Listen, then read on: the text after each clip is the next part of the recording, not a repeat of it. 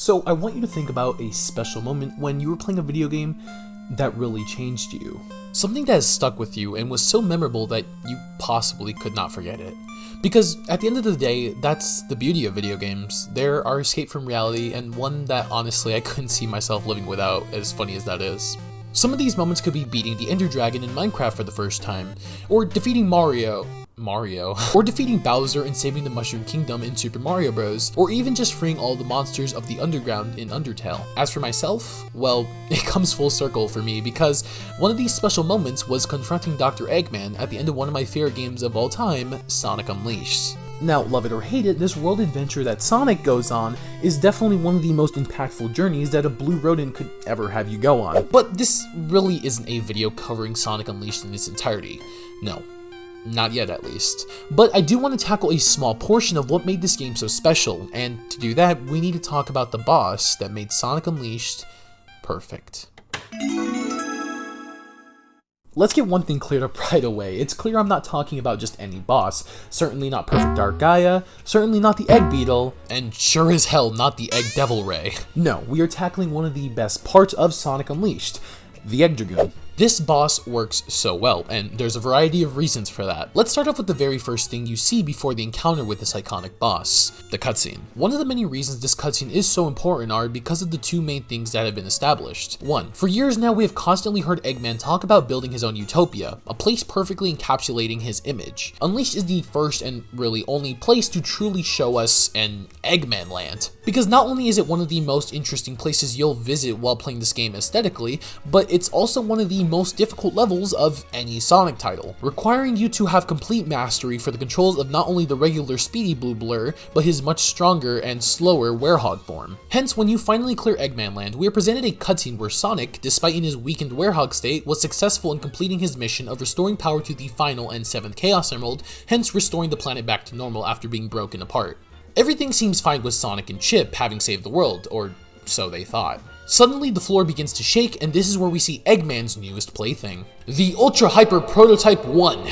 Or just the Egg Dragoon. Without any time to react, Eggman takes no time to show off how powerful this robot is by harnessing the power of Dark Gaia, with the floor breaking and Chip and Sonic falling right to the core of the Earth. You have got to think about how insane that statement is within itself. But what I love most about this is how Sonic shows off that he has mastered this form in his own right, not only saving his own life, but Chip's as well. And after this amazing presentation, we finally reach the boss fight. As early as when this game started, whenever the sun set, Sonic would be forced into this new form, trading in his incredible speed for this newfound strength. With the time that he has spent in this form, he learns of the new abilities that came with it, like ferocious claws, new combat skills, and of course the iconic stretchy arms. So when face to face in this final battle against Eggman, he has a machine more powerful than any other he's built in the past.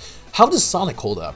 Immediately, Sonic has no hesitation to pointing out the obvious weak spots and forms a plan of attack. Now, although this never really bothered me, Sonic Unleashed, at least on the PS3 and Xbox 360, have a lot of something known as QuickTime events, which definitely help the game feel a lot more cinematic than it normally would. So, seeing Sonic in this weakened form basically tear apart this machine Eggman hyped up is not only amazing to see, but in one of the few times it happens, Eggman actually is so infuriated that he is fully bent on killing Sonic. Like, really, he wants him fucking dead. Other than the fact they are falling into the core of the earth, it gets to the point where even Sonic isn't expecting this, claiming for him to simmer down. The most satisfying part about the second QuickTime event section is where Sonic climbs up this humongous machine, punches the fuck out of Eggman, and my all-time favorite part is Sonic punching the glass that basically protects Eggman like a shell, and literally throws that man away, which is just fantastic. And Jason Griffith, although you were sick during the time you recorded the lines for Sonic here, you did a fantastic job as the Werehog. Psst, by the way, if it isn't clear, he's my favorite Sonic voice actor. But now that we've talked about some of the cinematics that come within the boss, let's talk about some of the amazing game elements that come within this fight. I'm gonna be honest, considering it's the end of the game, and by the time you reach this boss, and taking into account the levels that you may have on the Werehog stats, this boss fight itself isn't really difficult. It's more of the plot significance that makes it so special. Small aspects of the fight also bring you back to when you fought other Dark Gaia Titans from other countries. For example, those fire bullets, power of the Dark Gaia Phoenix from Chunan, the lightning rod sweep, the power belonging to the Dark Guardian of Shamar, and of course the ice spheres, power of the Dark Moray of Holoska. Now, being honest, I actually never noticed this detail until I made a tweet asking people on what they thought some of the best aspects of the Egg Dragoon fight were. See, it's small shit like this that really makes me love Sonic Unleashed. However, with anything great that comes from Sonic, we have a big problem with just the series itself, and that's the case of recycling things of the past. Whether that be classic Sonic himself, Green Hill Zone, or just other stages, sadly, Sega saw how amazing this boss fight was received, and well, let's just say it makes 2 more appearances after Unleashed in not only Sonic Generations, but Sonic Forces as well. So to kind of keep things in order, the next time that we actually see the Egg Dragoon is within the 2011 title Sonic Generations, which of course was also featured on the 20th anniversary of the Blue Blur. This boss takes place as the most iconic boss of the modern era of this game, as it's split between classic, adventure, and then modern, following correspondingly. Now, as for the boss itself, this time it's clear to see we aren't the Werehog this time, and the Egg Dragoon has a few new tricks up its sleeve. This comes with a new laser projectile, wings that are added to the design, and of course, while Sonic and Eggman are both still in the core of the Earth, they are now in this arena, which I won't completely fault anyone for, considering this is supposed to be kind of a remix boss of a sense, but anywho. This boss fight is actually really fun, and a great way to answer the cry for those wondering how this fight would have gone if Sonic was his normal speedy self, and well, it's clear to see that things are not only done a lot faster, but much easier for Sonic to deal with. Overall, this is a great way to bring back an iconic boss from an even more iconic game in my opinion, that really just has a new interesting flair to it, which I think is perfect. Now, with this being an anniversary game, you would think that this would be the last time that it makes sense for this boss to come back for. Yeah, come here. Wrong. In 2017, we received Sonic Forces, and let's not beat around the bush, this shit was advertised like Sonic Generations 2. Regardless, look, if you want to, click this iCard up above where I have a video covering most of my main thoughts about the hellhole that Forces is, but my main focus here is on the Egg Dragoon, and so in this fight for Forces, you'll be playing as classic Sonic. See, this is what frustrates me, because the Egg Dragoon went from one of the most dastardly, amazing bosses that the Sonic series has ever seen, that Eggman really hyped out to be his strongest robot, to now becoming one of the most basic robots that he could just use for any day, for everyday use. What happened?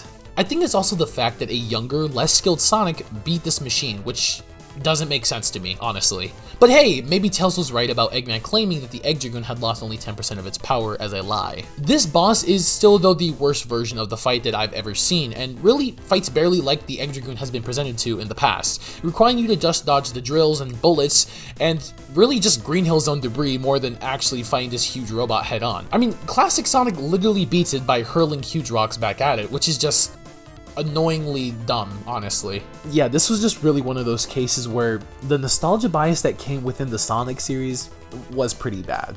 Sonic Unleashed presented one of the best bosses ever designed, not only just gameplay wise, but one that has the perfect theme that matches the scenery and really makes this fight feel way more serious. One of the many things I adore is just Eggman's desperation. After you defeat Eggman Land, his prized jewel, his baby, and basically all of his challenges, he makes one final attempt to destroy you, which in doing so decides to take you to the planet's core. Not to mention Sonic's in a weakened state and not his normally speedy self, which just enrages Eggman so much more.